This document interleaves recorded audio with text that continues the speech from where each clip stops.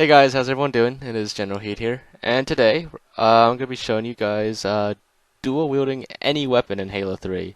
It's a pretty simple mod that you can do, but I wanted to show this now. I was going to do ODST next originally to continue the little series I did with Halo Reach 5 and Halo 4, but I decided to do with Halo 3 first because I keep comparing to Halo 3 because I kind of use Halo 3 as the standard for dual wielding. So if I'm going to keep comparing it to Halo 3, I might as well show you Halo 3 first before I go on with other Halo games. So starting with the assault rifle, as you can see in first person, dual wielding the assault rifles is still pretty messed up. However, in third person, it actually looks fine. Actually looks, it looks great. And that works for like most weapons. And as you can see, Halo 3 was basically the pinnacle of dual wielding. After Halo 3, yeah, I know they officially took dual wielding out, but as far as like the game engine goes, dual wielding degraded a lot after Halo 3. Like in Halo Reach, it was okay. Some weapons worked fine in both first and third person, but for the most part, in Halo Reach, it was pretty broken. And then in Halo 4, it got even worse. There wasn't even like an actual dual wield button anymore in Halo 4. In Halo 3, you could just once you like mod it so that each weapon can be dual wielded, all you had to do is just press the your dual wield button. In my case, that's the A button, but all you gotta do is just press that and you'll dual wield it just fine, no problem.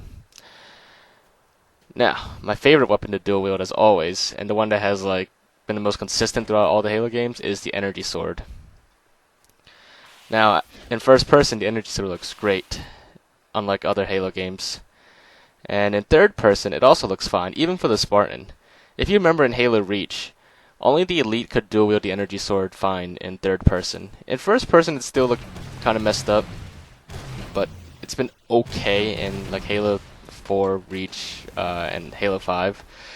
But Halo 3 is the only game that I've shown you so far where the energy sword looks great in third person for the Spartans. In Halo Reach, it only looks great for the elites. But yeah, so like I said, in Halo 3, not only do you hold most weapons correctly in third person, but you also have walking animations and even reload animations for a lot of weapons in third person.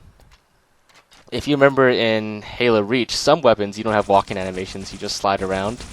And also, in Halo 4, you definitely only slide around. You have no walking animations at all, and definitely no reload animations in third person. But in Halo 3, you actually do have some reload animations in third person. Now, what's interesting about some weapons, like the Needler, is it's actually kind of difficult to fire both at the same time. You couldn't really tell from that scene, but you kind of have to trick it to fire both at the same time. Otherwise, if you start firing one and you fire the other, it won't let you. It's kind of like the Sentinel beam, which we'll get to in a bit. But for some reason, the Needler kind of has something built in to prevent dual wielding, I guess. Now, unfortunately, in Halo 3, even though third person works great, in first person, the weapons that weren't meant to be dual wielded, other than the energy sword, they still look pretty messed up in pretty much the same way that you see in later Halo games. So you can kind of see where those messed up weapon holding positions come from in first person. It goes as far back as Halo Reach so far. I don't know about Halo 2 yet. I haven't quite gone to that yet, but if you stay tuned, we will get to Halo 2 eventually in the near future. Now, just for the fun of it, here I'm dual wielding the shotgun and the pistol as a combo weapon. And I'm doing that because if you remember on the mission to Covenant, Miranda Keyes also dual wields a shotgun and pistol. And I've always wondered hey, why can't we do that ourselves? Well, now we can. And as you can see, it works great. And as with most dual wielded weapons, when you do combinations, the crosshairs do also mix. And they do mix as well in later Halo games, but more weapons mix on Halo 3 than they do in the later Halo games. And if you go to the 343 Halo games, most weapons don't mix crosshairs at all. Actually, I can't remember my video on Halo 4, but I don't think any weapons combined crosshairs on Halo 4. I'm not sure. On Halo Reach, some of them do, but on Halo 4, I don't think any do. And on Halo 5, you're only able to dual wield the same of each weapon, 2 of each weapon. You can't do combo weapons, except for when you dual wield a flag. In which case, you get like a regular pistol and like a unusual HCS pistol skin that you can't get anywhere else. Anyways, so here we are with the Sentinel Beam, and as you can see, just like the focus rifle in Halo Reach, you can't fire both at the same time. Only one at a time, and I couldn't trick it to fire both either like a Coded Needler. Now, with Halo 3, like I said, third-person dual wielding is best in Halo 3, even with turrets. If you remember in Halo Reach when I dual wielded, and of course Halo 4, but that was with every weapon. But in Halo 3, when you dual wield the turrets, in Halo Reach when you dual wield the turrets, you don't have walking animations at all. You do have walking animations for some dual wielded weapons in Halo Reach, if I recall, but definitely not the turrets. And that goes for Halo 4 as well. And you can't dual wield turrets in Halo 5. But as you can see in Halo 3, not only do you hold the turrets correctly, because in Halo Reach you hold the turrets completely like messed up in like a weird like twisted way in third person and first person, but in Halo 3 you hold the turrets just fine in third person. I mean, you can kind of hold them at like a odd like upwards angle, but for the most part this is actually like, this looks pretty correct. I mean, it shouldn't be possible to dual wield turrets, but I guess, I don't know, I guess as far as lore goes, I think Spartans actually are supposed to be strong enough to dual wield machine gun turrets, but you don't normally see that in games.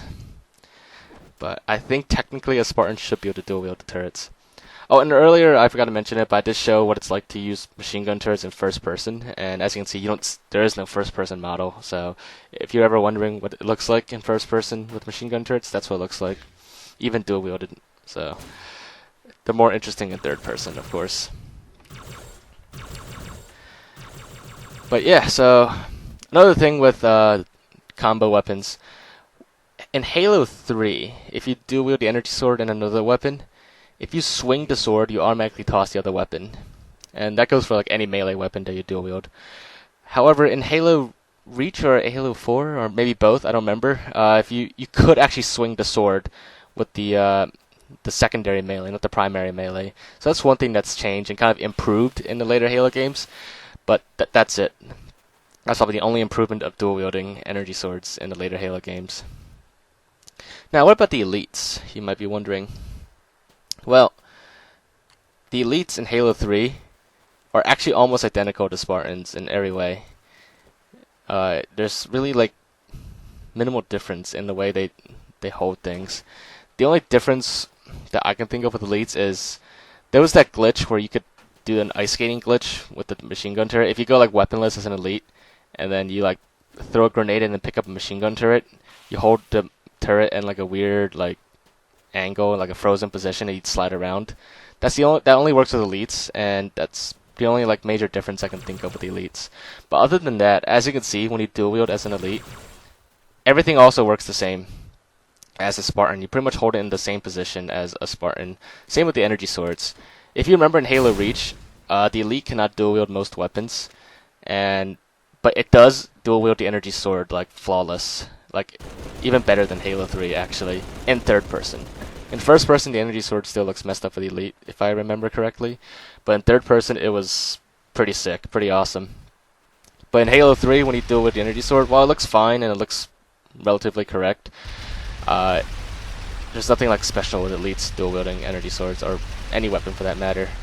I guess the only slight difference is like when you fire two turrets, they kind of like get close to each other. Like they kind of cross each other a little bit, as you saw there, compared to when you're as a Spartan. But that's about the only difference. So yeah, that's basically dual wielding any weapon in Halo 3. Just nothing else you can really dual wield, no other weapons. But yeah, as you can see, it works It works great in Halo 3. That's why I always say Halo 3 is like the pinnacle of dual wielding. And when I showed you the later Halo games with dual wielding, I always compared them to Halo 3 because this is like the gold standard of dual wielding as far as Halo games go.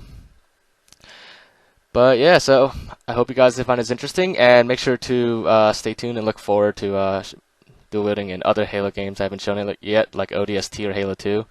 So, if you did enjoy this, make sure to leave a like and leave your thoughts in the comments. If anything else you want me to check out in the meantime before I get to the next dual wielding videos, just let me know in the comments. But other than that, just make sure to subscribe if you haven't already, and I will see you guys next time.